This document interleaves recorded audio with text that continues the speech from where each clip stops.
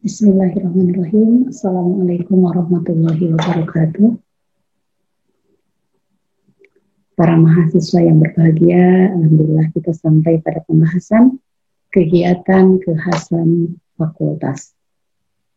Seperti yang pernah kita bahas bersama bahwa Fakultas Keguruan dan Ilmu Pendidikan memiliki visi, misi, dan tujuan tertentu. Nah, visi, misi, dan tujuan Fakultas Keguruan Pendidikan adalah menghasilkan lulusan yang unggul dalam bidang pendidikan.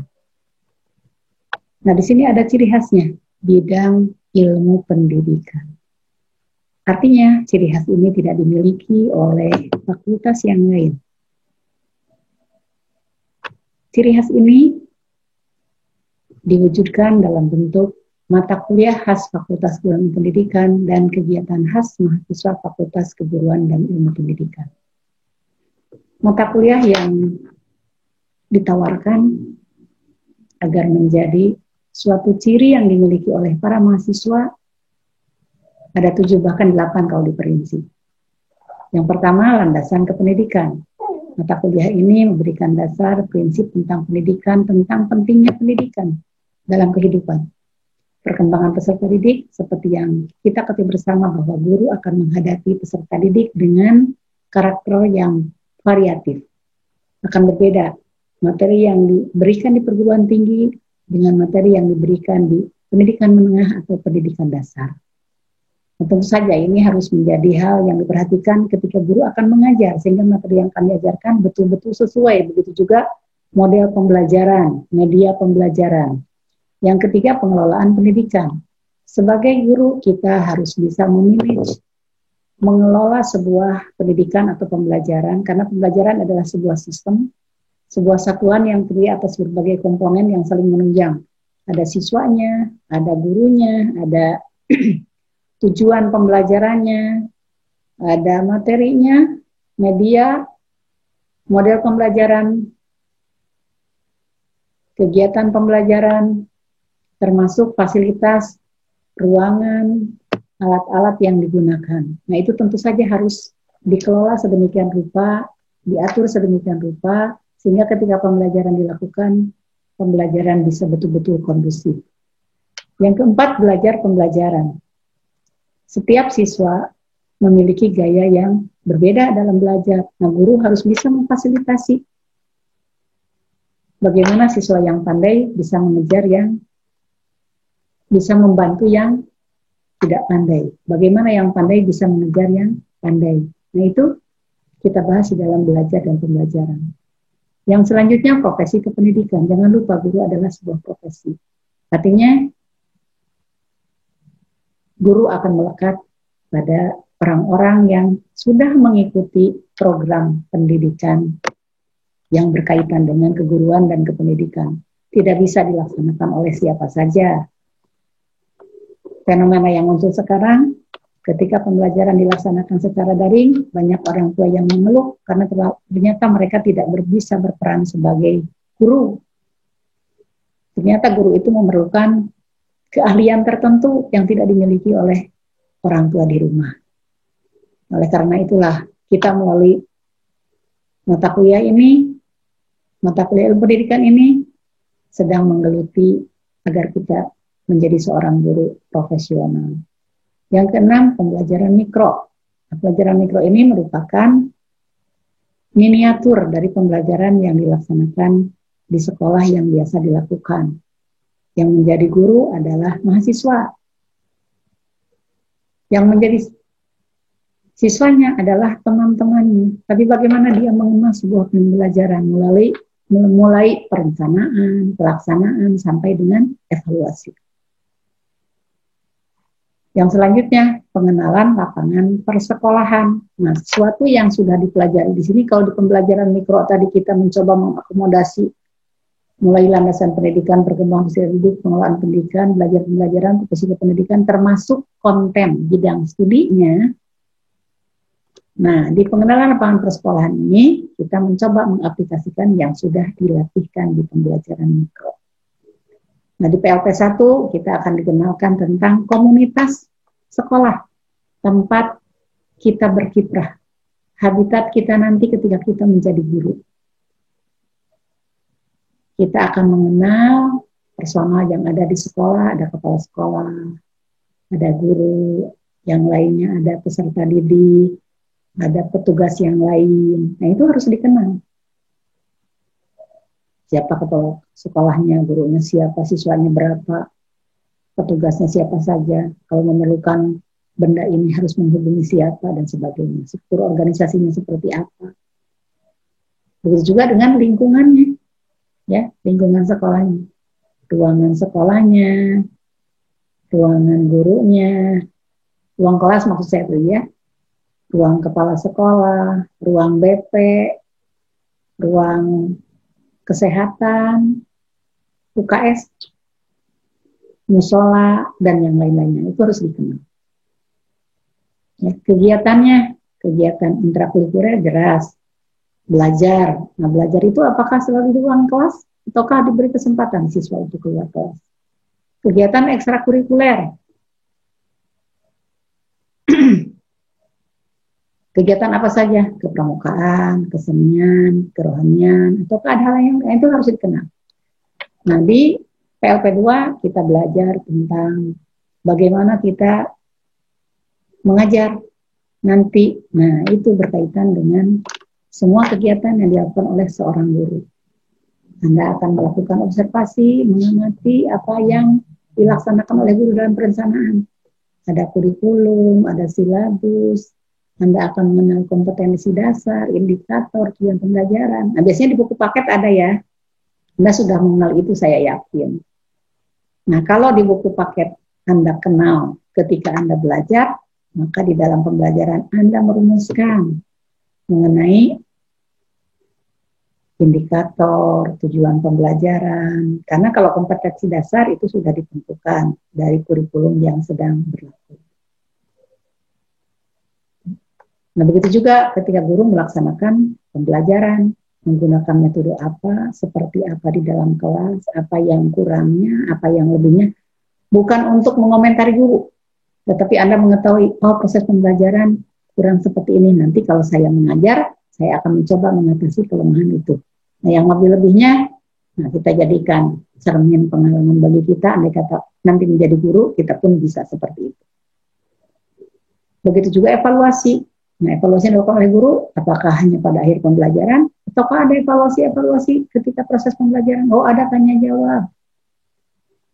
Ada pemaparan materi oleh siswa setelah berdiskusi, itu juga evaluasi. Apakah mereka berdiskusi dengan benar? Apakah mereka menguasai yang dibaca? Bukti dia bisa menguasai yang dibaca adalah bisa mempresentasikan hasil diskusi atau hasil membacanya. Bahkan bukan hanya berkaitan dengan konten, tetapi juga dengan sikap siswa. Rasa tanggung jawabnya, rasa disiplinnya, sikap kerjasama, sikap partisipasi. Apakah semua siswa bisa bekerja sama? Tidak ketika mereka berdiskusi. Oh, ada yang leha-leha saja, berarti nilainya kurang. Oh, ada yang cukup baik dalam bekerja sama, dengan siapapun dia bisa bekerja sama. Nah, barangkali pada pertemuan yang akan datang, supaya siswa bisa bekerja sama seperti apa? Seperti yang saya kemukakan pada uraian sebelumnya, bahwa kita itu berhak meneliti loh, karena kita harus meningkatkan kemampuan siswa. Nah, diawali melalui penelitian proses pembelajaran. Ya, nah itu sebenarnya yang mata kuliah yang ditawarkan, kegiatan khas mahasiswa yang dilakukan, itu hakikatnya untuk mencapai capaian pembelajaran yang telah ditetapkan. Kalau istilah dulu itu mencapai tujuan pembelajaran selama Anda mengikuti kuliah atau tujuan mata kuliah. Nah, capaian pembelajaran itu meliputi pengetahuan, keterampilan, sikap. Nah, ini jika dikaitkan dengan kompetensi yang harus dikuasai seperti yang dikemukakan oleh Pak Dekan sebelumnya, nah kita itu harus memiliki kompetensi pedagogi, kompetensi profesional, kompetensi kepribadian, kompetensi sosial. Nah, tujuan yang kita capai adalah kita harus memiliki pengetahuan. Nah, ini berkaitan dengan kompetensi pedagogik dan kompetensi profesional. Pengetahuan tentang apa? Nah, tentang ilmu pendidikan, tentang mata kuliah yang berkaitan dengan bidang studi. Ilmu pendidikan yang tadi, yang 7, bahkan 8 ya. Nah, keterampilan kita itu setelah menguasai ilmu pendidikan, ilmu pengajaran atau mengelola pembelajaran dan bidang studi, nah kita harus tampil mengaplikasikan di dalam proses pembelajaran.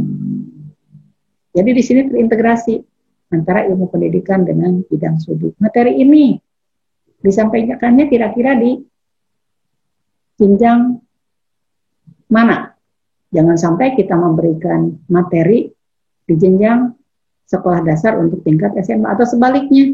Oh ternyata tingkat SMA nilainya 100 semua. Karena materi yang diberikannya untuk tingkat sekolah dasar. Jadi sini ada kolaborasi, ada integrasi, ada sinergi ya antara mata kuliah ilmu pendidikan dengan bidang studi. Nah, sikap apa saja yang harus dicapai sebagai seorang calon guru. Nah, sikap ini berkaitan dengan kompetensi kepribadian, berakhlak mulia, arif, berwibawa, menjadi teladan bagi peserta didik. Menjadi teladan bagi peserta didik.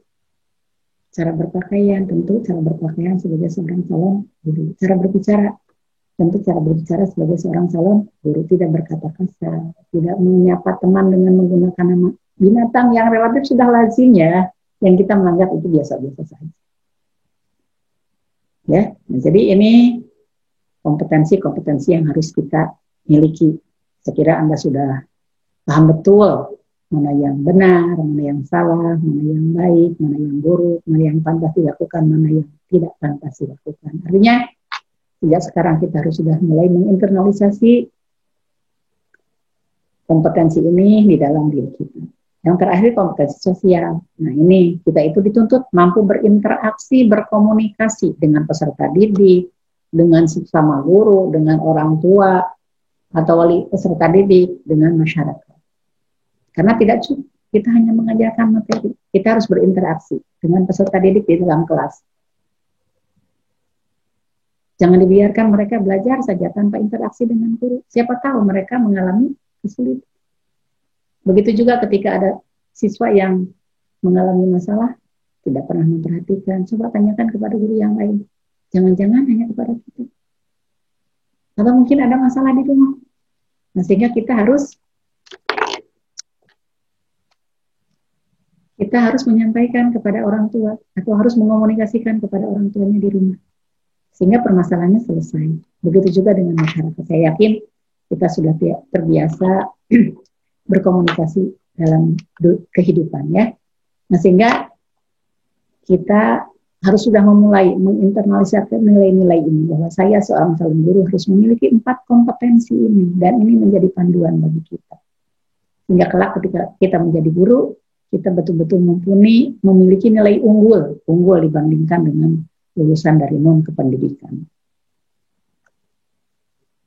Berkaitan dengan ini, kita teringat pada yang disampaikan oleh tokoh pendidikan nasional, Bapak Ki Hajar Dewantara. Beliau dikenal sebagai Bapak Pendidikan. Guru itu harus ingar susuntulodo, menjadi teladan di depan. Ingman saya mengkarsa, di tengah dia menjadi pembangkit semangat bagi para siswanya agar mau belajar. Tuturi handayani di belakang dia menjadi pendorong. Jika siswa berminat, memiliki minat, jika siswa memiliki keunggulan, jika siswa memiliki keinginan, jika siswa memiliki inisiasi, maka kita harus mendorong agar inisiasinya, semangatnya bermanfaat bagi dirinya sehingga kita bisa mengeksplor semua potensi dan kompetensi yang dimiliki siswa atau peserta didik, sehingga peserta didik bisa mencapai tujuan secara maksimal.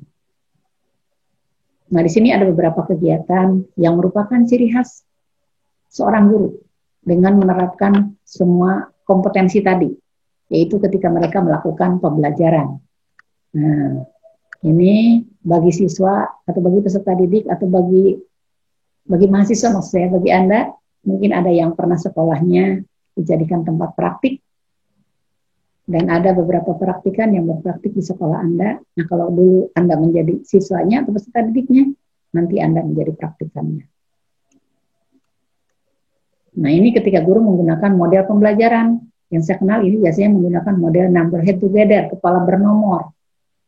Nah, ini interaksi antara siswa dengan guru. Jadi kalau siswa disuruh berdiskusi, nah jangan hanya dibiarkan, tapi harus dimonitor semua siswa sehingga merasa diperhatikan dan yang menjadi kesulitan mereka dapat diatasi pada saat pembelajaran. Nah, ini diberi kesempatan siswa itu untuk mungkin bertanya atau menjawab. Sehingga guru itu betul-betul menjadi fasilitator, menjadi mediator, menjadi motivator. Sehingga semua potensi tadi bisa berkembang secara maksimal.